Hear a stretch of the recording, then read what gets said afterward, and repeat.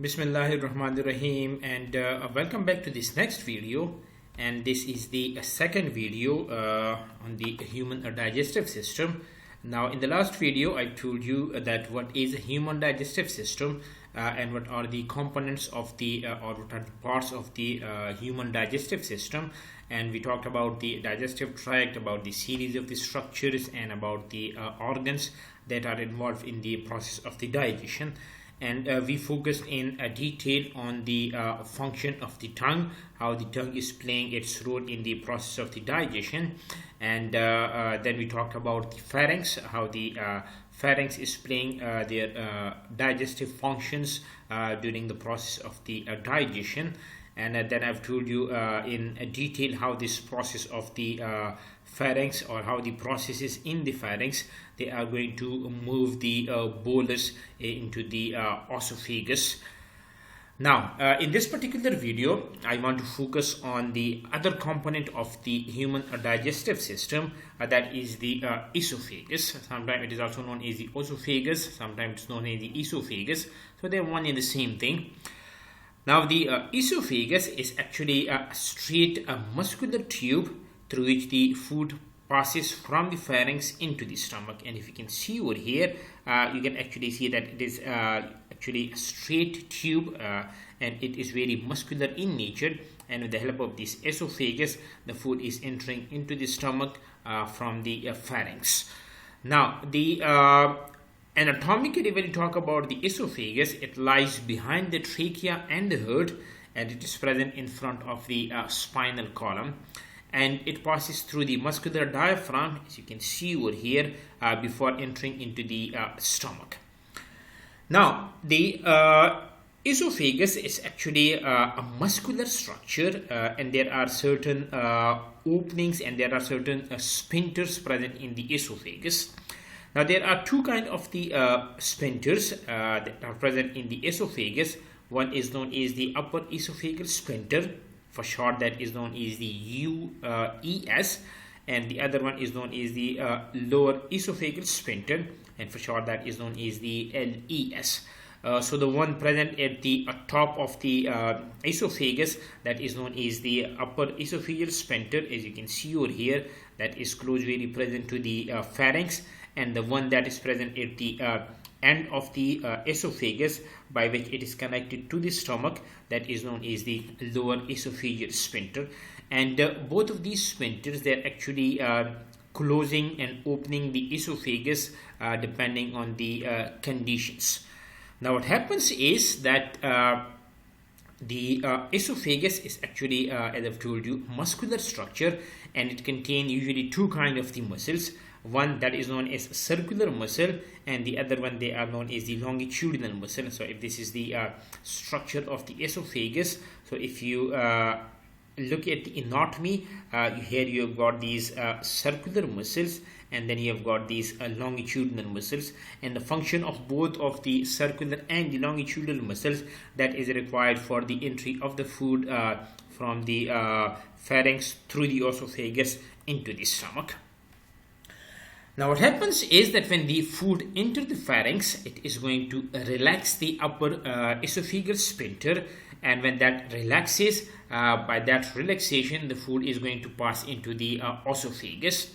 Now, once the food that has been into the esophagus, the sphincters, the upper esophageal sphincter, that is going to close immediately to prevent the food from backing up. Because you want the food to move from the esophagus into the stomach, and if that upper esophageal sphincter is not closing, there are chances that the food can move again back to the pharynx and the mouth. So to prevent that, what happens is that when the food that enters into the esophagus, the upper esophageal sphincter, that is going to close immediately. Now, an important phenomena that is happening in the esophagus, that is known as the peristalsis, and this peristalsis is actually responsible for moving the food down the esophageal tube. And once the food reaches the end of the esophageal tube, it is going to open the lower esophageal sphincter, and when that opens, it is going to allow the food to enter into the stomach, and again, just like the upper esophageal sphincter, it is going to close immediately to prevent the stomach gastric juices and content from entering into the esophagus. Now this is very important because if you look at over here, the lower esophageal sphincter that is in direct connection with the stomach. So if the food that is entering through the esophagus and it opens the LES and the food enter into the stomach, so if you are not closing this, the stomach that have got different kind of the enzyme, they have got the HCl acid, so those particular content that can move into the esophagus and that can physically damage the esophagus. So to prevent that, in the food that enters into the stomach, the LES is going to close immediately, thereby preventing the effect of the acids and the other enzyme present in the stomach so that they do not physically affect the structure of the esophagus. Now what the circular and the longitudinal muscles do, if you can see over here, the circular and the longitudinal muscles, they work in the opposite way. That is, one that is going to contract while the other that is going to relax. If you can see over here, the circular muscles, they are going to contract behind the bolus of the food. If this is the bolus of the food, so when the circular muscles they contract over here, at that particular time the longitudinal muscles, they are going to relax, and when they are going to relax, the bolus is actually going in this particular direction towards the stomach. So the longitudinal muscle, again, they are going to contract ahead of the bolus, causing it to shorten and widen to receive the bolus. So the circular and the longitudinal muscles, they work in opposite direction or in opposite ways, thereby moving the bolus from the esophagus towards the stomach. Now there are certain disorders, very briefly, there are certain disorders of the esophagus, and the important one that includes the ulceration, the bleeding, and the third one. And that usually happens when there is an incompletely closed lower esophageal sphincters that allow the acid stomach content to back up. That particular phenomena is known as the reflux into the esophagus, because the stomach have got the acid, that have got different kind of the enzymes, so those particular enzymes that can actually affect the esophagus, and that particular scenario is going to lead to the ulceration, the bleeding, and the heartburn. Another important phenomena or another important disorder of the esophagus that is known as the achalasia, which is actually an inability to swallow or to pass the food from the esophagus to the stomach. And this particular phenomena is actually caused by the destruction of the nerve ending in the wall of the esophagus. So as I've told you, the esophagus have got the circular and the longitudinal muscles. They are getting the signal from the nervous system, and when this nerve ending that are controlling the contraction and the relaxation of these muscles, that is going to lead to the inability to swallow or to pass food from the esophagus into the stomach.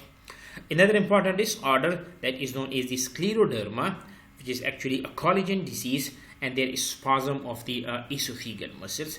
So these are some of the important disorders that you actually see about the esophagus. Now, another important component, you have taken the food, the tongue that have pushed the bolus into the pharynx, and from the pharynx that is going to move into the esophagus. From the esophagus, it is going to move into the stomach. So let us talk something about the stomach. When we talk about the stomach, it is actually a muscular organ, just like the esophagus. This is a muscular organ, and it is a sac-like expansion of the digestive system between the esophagus and the small intestine. So if you can see over here, the stomach, that is actually a sac-like expansion present between the esophagus and the small intestine. And the stomach is going to serve as a temporary receptacle for the storage and mechanical distribution of the food before it is passed into the intestine. Now what happens is that in the stomach you have got these digestive glands, and what these digestive glands do, that they are going to carry out some of the chemical processes of digestion in the stomach. Now the stomach is anatomically divided into four regions. One that is known as the cardia, because that is present very near to your cardiac system, therefore it is known as the cardia.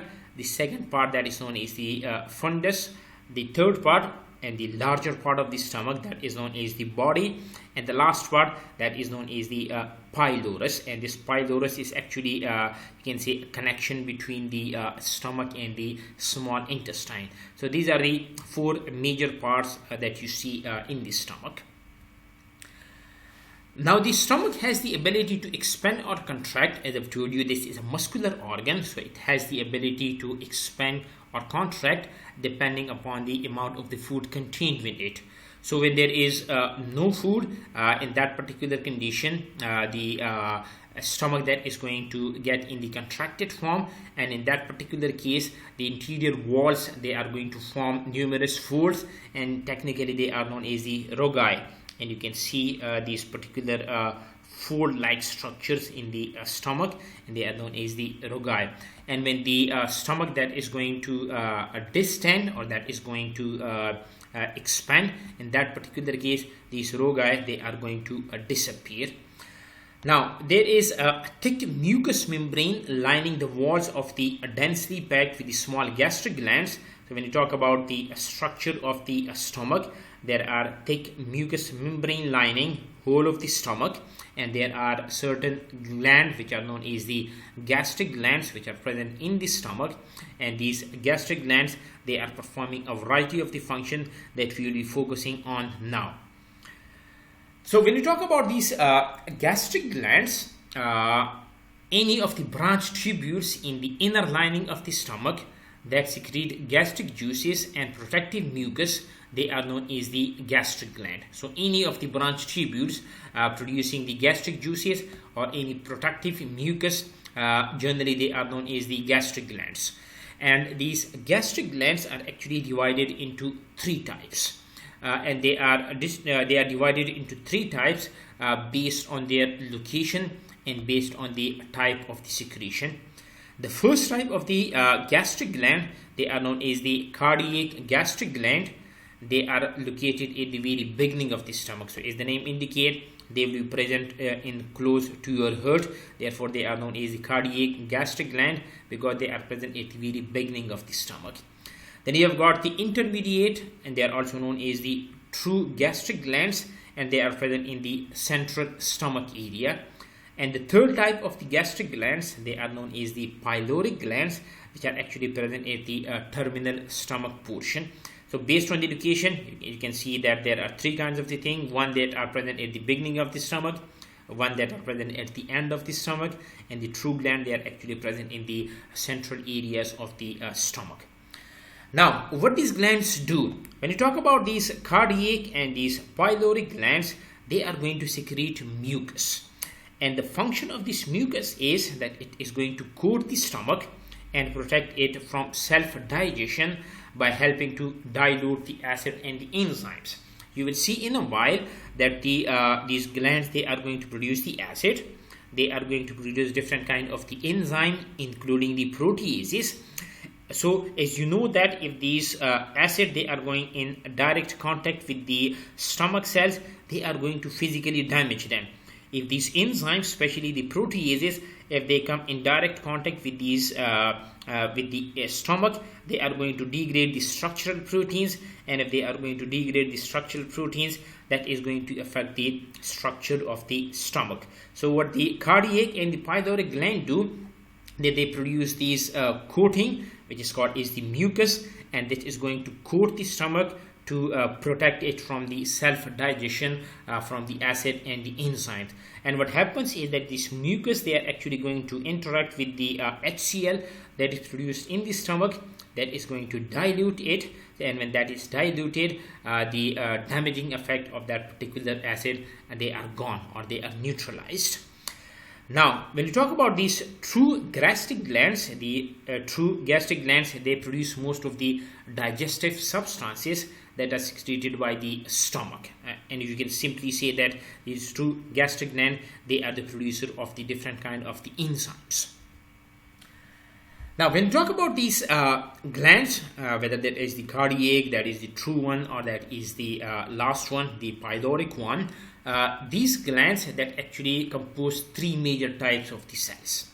One, they are known as the zymogenic, sometimes they are also known as the chief cells, And if you can see over here, this is actually the gastric glands that are present in your stomach. So the first one, they are known as the zymogenic. They are also known as the chief cells. So the zymogenic and the chief cell, they are one and the same thing, and they are actually the producers of the enzymes.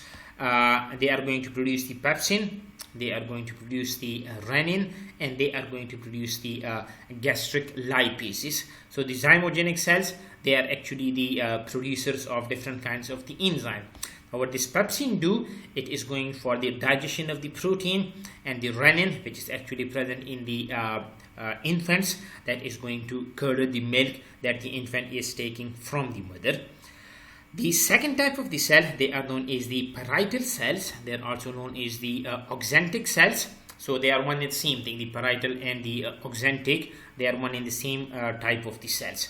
And the function of the parietal cell is the production of the hydrochloric acid, and this hydrochloric acid is actually responsible for the activation of the enzyme, especially the pepsinogen and the trypsinogen and all those kind of the proteins which are produced in the inactive form. So when the HCl come in interaction with these kind of the enzymes, they are going to get activated, and when they get activated, they are going for the digestion of the proteins that are present in the food. The third type of the cells, they are known as the mucous neck cells and the surface mucous cells. They are usually put in one category because they usually produce the mucins or the mucus, and I've told you that the function of the mucus is to cover the stomach from the effect of the enzymes and the acid that is produced by these parietal cells and the zymogenic cells. Another important type of the cells, they are known as the G cells. And these G cells, they are very important because they are the producer of an hormone which is known as the gastrin hormone, as you can see over here. And what this gastrin hormone do is that it is a peptide hormone that stimulates the secretion of the HCl by the parietal cells. So the gastrin is actually an activator of the parietal cells. So if the gastrin, it is not working properly, that means you will not be able to activate the parietal cell, you will not be able to produce the HCl in the required quantity, and if that is not produced in the required quantity, you are not going to activate the proteins like the pepsinogen and the trypsinogen into their active forms. You will not be able to digest the proteins that are present in the food. So these are some of the important kind of the cells or the gastric glands that are present in the stomach. Now, usually a small constant production of the gastric juices that is always there, but it can be stimulated by numerous means like tasting, the smelling or thinking of the food that is going to increase the enzyme secretions. You are actually producing a very small quantity because you do not need them at that particular time. So when you taste, smell or think of the food, that is going to increase these enzyme production. And the production of the gastric juices, that is limited while you are asleep because you do not need them, but the production, it actually resumes upon awakening. And the consumed foods that actually provide additional stimulation which is necessary for the mucus secretions, and the physiological states of the fear, the sadness or the withdrawal, they may reduce the gastric secretion. This simply means that the production of the hydrochloric acid and the production of the enzyme, they are condition dependent, and when you need them, you are going to produce them in high quantity, but if you do not need them, you are going to reduce the quantity to a very low level. Now, when you talk about this stomach, now the stomach muscle, they are rarely inactive. They are most of the time active, and upon the entry of the food, they relax briefly, then begin to contract. Now, the contraction and the relaxation of the stomach, that is very important because it is actually this contraction and relaxation of the muscle which is going to churn and knead the food into a semi-fluid mixture which is known as the chyme. Sometimes it's also spelled like CHYME. Most of the time that is spelled like CHYME, but sometimes you can also spell it like the CHIME, but most of the time the spelling like CHYME, that is correct. So you should avoid using this particular kind of the spelling. Now what this kind do is, as I've told you, that in the stomach there are gastric acids, there are HCl, there are enzymes. So when the stomach that is going to contract and relax, that means that the food that is going to churn and knead into this HCl and these enzymatic solutions, and when they come in contact with the HCl and the enzymatic solution, that is actually the digestion of the food that actually starts, and the food that is actually moved towards the pylorus and the small intestine. Now, when we talk about the stomach, the absorption of the food, water and electrolytes by the stomach, that is practically negligible.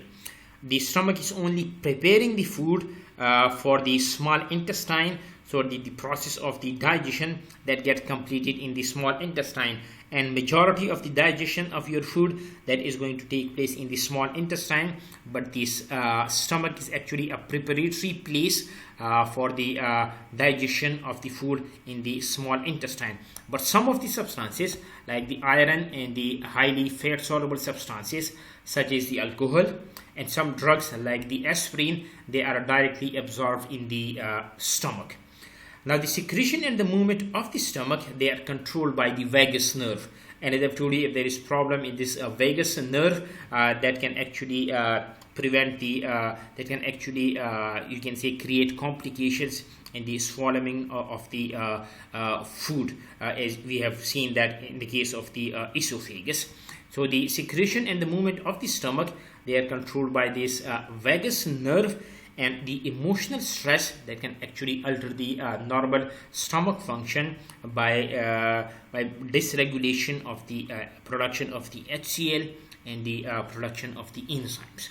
So if you like the video, please subscribe to my channel, hit the like button and share it with your friends, and we'll be talking about the small intestine and the other organs involved in the process of the digestion in the next video.